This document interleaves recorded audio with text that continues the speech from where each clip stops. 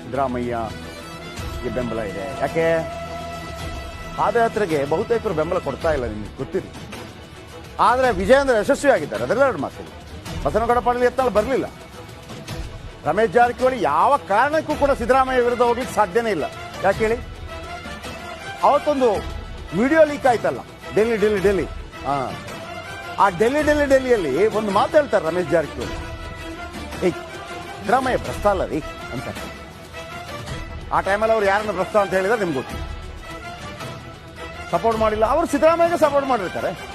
ಮತ್ತೊಂದು ಕಡೆ MLA S T Somashekar, ಆ ಕಡೆ ಹೆಬ್ಬಾರ್ ಬಿಜೆಪಿ MLA ಸಪೋರ್ಟ್ ಇವರಿಗೆ.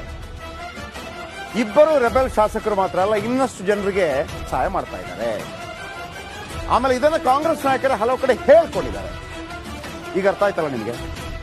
ನೀವು ಪ್ರಾಸಿಕ್ಯೂಷನ್ ಕೊಟ್ರು ಹೈಕಮಾಂಡ್ ಬೆಂಬಲ ಇರುವಾಗ, DK ಶಿವಕುಮಾರ್ ಬೆಂಬಲ ಇರುವಾಗ, ಸಂಪುಟದ ಬೆಂಬಲ ಇರುವಾಗ, ಅಹಿಂದ ಬೆಂಬಲ ಇರುವಾಗ, ಇನ್ನು ಕೆಲವು ಬಿಜೆಪಿಯವರ ಬೆಂಬಲ ಇರುವಾಗ ರಾಜೀನಾಮೆ ಕೊಡ್ತಾರೆ ಇವರು. ಸೊ ಈ ಸುದ್ದಿಯನ್ನ ಯಾರು ಹೇಳಿಲ್ಲ.